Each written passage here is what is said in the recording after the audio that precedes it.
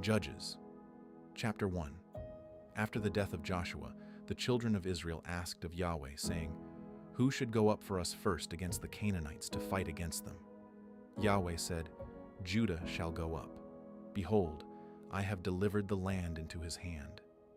Judah said to Simeon his brother, "Come up with me into my lot, that we may fight against the Canaanites, and I likewise will go with you into your lot." So Simeon went with him. Judah went up, and Yahweh delivered the Canaanites and the Perizzites into their hand. They struck 10,000 men in Bezek. They found Adoni-Bezek in Bezek, and they fought against him. They struck the Canaanites and the Perizzites, but Adoni-Bezek fled. They pursued him, caught him, and cut off his thumbs and his big toes. Adoni-Bezek said, 70 kings, having their thumbs and their big toes cut off, scavenged under my table. As I have done, so God has done to me. They brought him to Jerusalem, and he died there.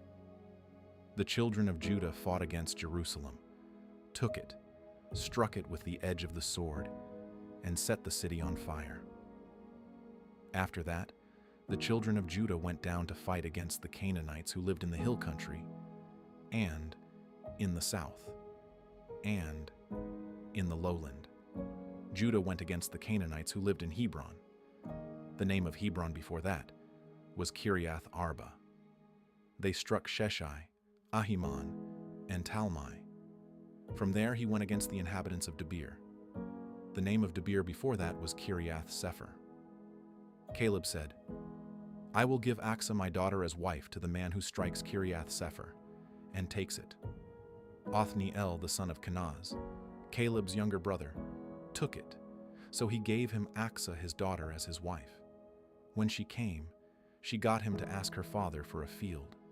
She got off her donkey, and Caleb said to her, "What would you like?" She said to him, "Give me a blessing, because you have set me in the land of the south. Give me also springs of water." Then Caleb gave her the upper springs and the lower springs. The children of the Kenite, Moses' brother-in-law, went up out of the city of palm trees with the children of Judah into the wilderness of Judah, which is in the south of Arad. And they went and lived with the people. Judah went with Simeon his brother, and they struck the Canaanites who inhabited Zephath, and utterly destroyed it.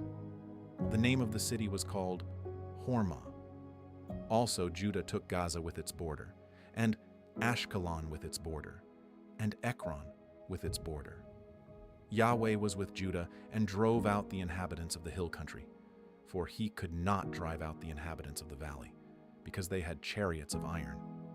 They gave Hebron to Caleb, as Moses had said, and he drove the 3 sons of Anak out of there. The children of Benjamin didn't drive out the Jebusites who inhabited Jerusalem, but the Jebusites dwell with the children of Benjamin in Jerusalem to this day. The house of Joseph also went up against Bethel, and Yahweh was with them. The house of Joseph sent to spy out Bethel. The name of the city before that was Luz. The watchers saw a man come out of the city, and they said to him, "Please show us the entrance into the city, and we will deal kindly with you." He showed them the entrance into the city, and they struck the city with the edge of the sword. But they let the man and all his family go. The man went into the land of the Hittites, built a city, and called its name Luz, which is its name to this day. Manasseh didn't drive out the inhabitants of Beth Shean and its towns, nor Tanach and its towns, nor the inhabitants of Dor and its towns, nor the inhabitants of Ibleam and its towns, nor the inhabitants of Megiddo and its towns, but the Canaanites would dwell in that land. When Israel had grown strong, they put the Canaanites to forced lab. Ephraim didn't drive out the Canaanites who lived in Gezer, but the Canaanites lived in Gezer among them. Zebulun didn't drive out the inhabitants of Kitron, nor the inhabitants of Nahalol, but the Canaanites lived among them and became subject to forced labor.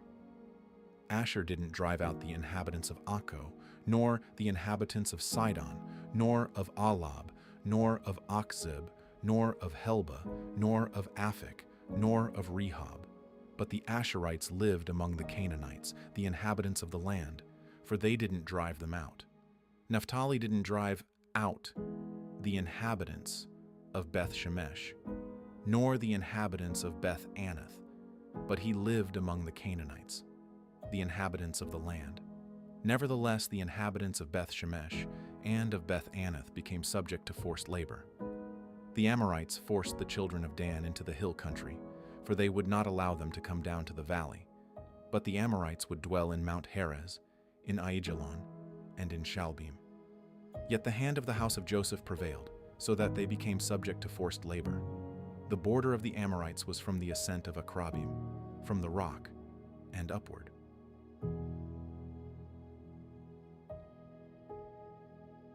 Judges, chapter 2. Yahweh's angel came up from Gilgal to Bokim. He said, I brought you out of Egypt, and have brought you to the land which I swore to give your fathers. I said, I will never break my covenant with you. You shall make no covenant with the inhabitants of this land. You shall break down their altars. But you have not listened to my voice. Why have you done this? Therefore I also said, I will not drive them out from before you, but they shall be in your sides, and their gods will be a snare to you. When Yahweh's angel spoke these words to all the children of Israel, the people lifted up their voice and wept. They called the name of that place Bokim, and they sacrificed there to Yahweh. Now, when Joshua had sent the people away, the children of Israel each went to his inheritance to possess the land. The people served Yahweh all the days of Joshua and all the days of the elders who outlived Joshua, who had seen all the great work of Yahweh that he had worked for Israel. Joshua the son of Nun, the servant of Yahweh, died, being 110 years old. They buried him in the border of his inheritance in Timnath-Heres, in the hill country of Ephraim, on the north of the mountain of Gash. After all that generation were gathered to their fathers, another generation arose after them, who didn't know Yahweh, nor the work which he had done for Israel. The children of Israel did that which was evil in Yahweh's sight, and served the Baals.